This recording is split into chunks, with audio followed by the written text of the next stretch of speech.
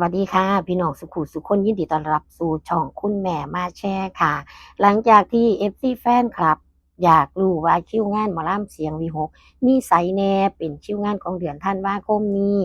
กลอดออกมาเรียบร้อยแล้วค่ะเมื่อบ่กี่ชั่วโมงนี้เองเป็นคิวงานยาวๆเลยของหลายๆเดือนมาให้ FC แฟนคลับได้เห็นว่าคิวงานของเพิ่นเต็มเดือนบ่มีคิวใดแหน่ที่ยังว่างรับงานอยู่ เพิ่นเอาออกมาให้ได้เห็นแล้วนะคะพี่น้อง FC แฟนคลับหลายๆท่านเนี่ยคงสิเข้าไปเห็นในเพจหมอลำเสียงวีหกกันแล้วคลิปนี้คุณแม่มาแชร์ต่อเพื่อเป็นการกระจายข่าวให้พี่น้องปองปายสุขุสุขคนได้รับทราบกันอีกช่องทางหนึ่งค่ะคิวงานของเดือนธันวาคม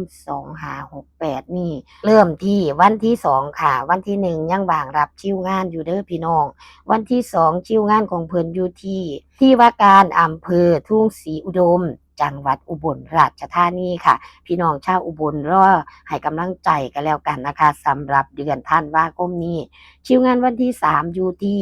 วัดชัยศรีบ้านสะคูน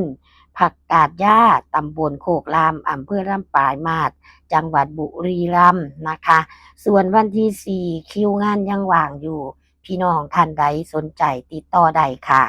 คิวงานวันที่หาอยู่ที่บ้านหนองงงเทศบาลหน้าดูนอำเภอหน้าดูนจังหวัดมหาสารคามน่าสิบ่ผิดเนาะพี่น้องคิดว่าคุณแม่คงสิบ่อ่านผิดเนาะค่ะคิวงานวันที่6อยู่ที่งานงิ้วอำเภอโพนทองจังหวัดร้อยเอ็ดพี่น้องชาวจังหวัดร้อยเอ็ดอย่าลืมรอให้กำลังใจลูกๆทีมงานเสียงวีหกกันค่ะ คิวงานวันที่7อยู่ที่บ้านค่ำสว่างตำบลว่างตาบัวอำเภอเมืองจังหวัดนครพนมค่ะคิวงานวันที่8อยู่ที่งานสักการะพระจูมณีที่ว่าการอำเภอพิบูลมังสาหารจังหวัดอุบลราชธานีค่ะคิวงานวันที่9อยู่ที่งานงิ้วอำเภอสมเด็จ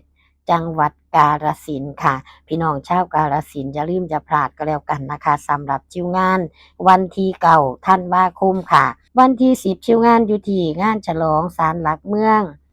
อำเภอนาแก่จังหวัดนครพนมค่ะพี่น้องอำเภอนาแก่อย่าลืมอย่าพลาดนะคะ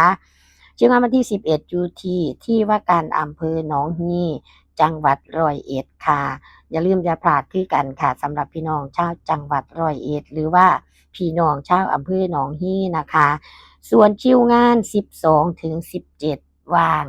รับงานค่ะพี่น้องท่านใดสนใจติดต่อได้นะคะระหว่าง12ถึง17ธันวาคมค่ะคิวงานวันที่18อยู่ที่งานงิ้วศาลเจ้าตลาดหนองกรุงอำเภอน้ำพองจังหวัดขอนแก่นค่ะพี่น้องชาวอำเภอน้ำพองอย่าลืมอย่าพลาดไปรอให้กำลังใจลูกๆทีมงานเสียงวีหกกันค่ะ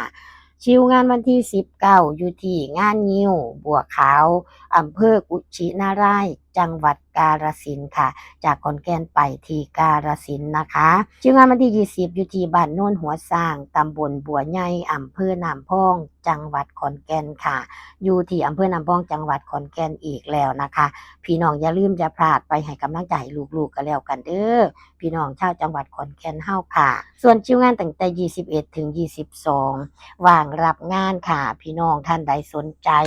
มีงานบุญงานบ่อนต่างๆต้องการหมอลำไปสมโภชในงาน ติดต่อหมอลำเสียงวีหกได้นะคะ21 22เพิ่นว่างรับงานค่ะ ส่วน23คิวงานของเพิ่นอยู่ที่งานเจ้าพ่อหมื่นศรีอำเภอแว้งน้อยจังหวัดขอนแก่นอยู่ที่อำเภอแว้งน้อยค่ะอำเภอผู้ใดน้อแว้งน้อยนี่นะคะพี่น้องคะ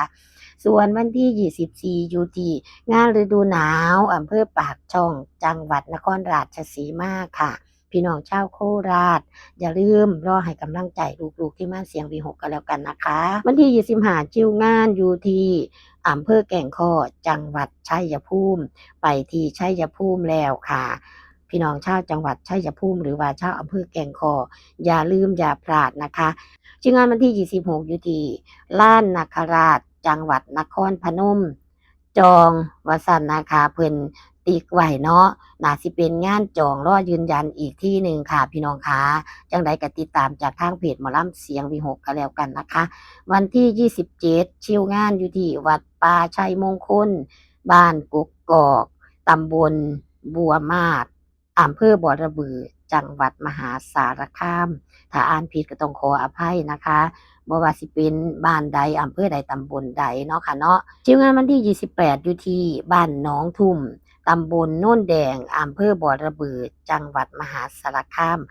คาม2คิวงานเลยค่ะพี่น้องชาวจังหวัดสารคามก็อย่าลืมอย่าพลาดนะคะอำเภอเดียวกันมี2งานนะคะพี่น้องค่ะ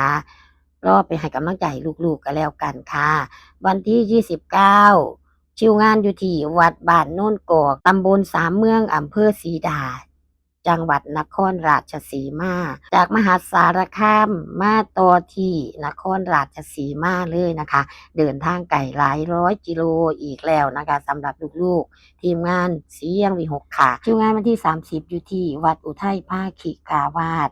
บ้านสองพี่น้องตำบลโน่นตูมอำเภอชุมพวงจังหวัดนครราชสีมาถ้าอ่านชื่อวัดผิดก็ต้องขออภัยไว้ณที่นี้ด้วยนะคะส่วนคิวงานวันที่31อยู่ที่วัดไพวันบ้านตะลุงตำบลหนองเรืออำเภอชุมพลบุรีจังหวัดสุรินทร์จากโคราชไปที่จังหวัดสุรินทร์ไกลพอสมควรค่ะพี่น้องค่ะ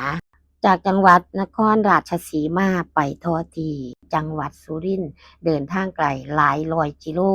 พี่น้องชาวจังหวัดสุรินทร์อย่าลืมอย่าพลาดกันแล้วกันนะคะพื้นที่ต่างๆตามที่คุณแม่ได้แจ้งคิวงานไปรอไปชมให้กำลังใจลูกๆด้านหน้าเวทีกันหลายๆกันแล้วกันนะคะส่วนท่านใดที่เดินทางไปด้านหน้าเวทีบ่ได้หรือว่าอยู่ไกลช่วงใดเพิ่นมีกลุ่มปิดเข้ากลุ่มปิดไปให้กำลังใจลูกๆได้คือเก่าค่ะคลิปนี้มาอัปเดตคิวงานวงหมอลำเสียงวิหกเป็นคิวงานเดือนธันวาคม2568ให้พี่ให้น้องได้รับทราบกันแต่เพียงเท่านี้คิวงานอาจมีการเปลี่ยนแปลงใดนะคะติดตามได้จากทางเพจหมอลำเสียงวิหกนกพงศกรซึ่งเพิ่นสิมีอัปเดตให้แฟนคลับได้รับทราบกันอยู่เรื่อยๆขอบคุณทุกการรับชมรับฟังทุกกำลังใจเจอกันใหม่ในคลิปหน้าสวัสดีค่ะ